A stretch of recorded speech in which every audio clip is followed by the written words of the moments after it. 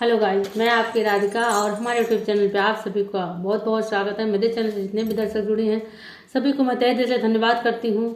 और एक सुंदर सा माता जी का गीत लाई हूँ, आप लोग सुनिए, आनंद लीजिए। बहुत ही सुंदर गीत है, आप लोग सपोर्ट करिएगा, भर भर के प्यार दीजिएगा, वीडियो फुल वॉच करके देखिएगा। तो सुनिए, बोलो जय माता दी। चरनिया से पापी तारे मैया हमार हो, चरनिया से पापी तारे मैया हमार हो, चरनिया से पापी तारे। जब मैया ओढ़ेली लाली रंग चुनरिया, जब मैया ओढ़ेली लाली रंग चुनरिया, दुर्गे का रूप धइ के, दुर्गे का रूप धइ के करली संघार हो, चरनिया से पापी तारे मैया हमार हो, चरनिया से पापी तारे।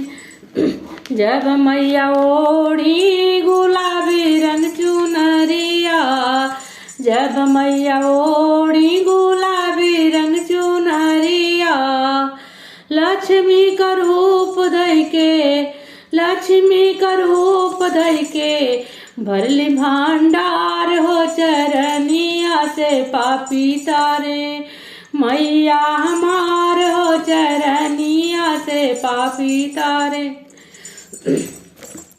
जब मैया ओढ़ी उजली चुनरिया, जब मैया ओढ़ेली उजली चुनरिया, सरस्वती का रूप धइ के, सरस्वती का रूप धइ के देहि विद्या ज्ञान हो, चरनिया से पापी तारे मैया हमार हो, चरनिया से पापी तारे।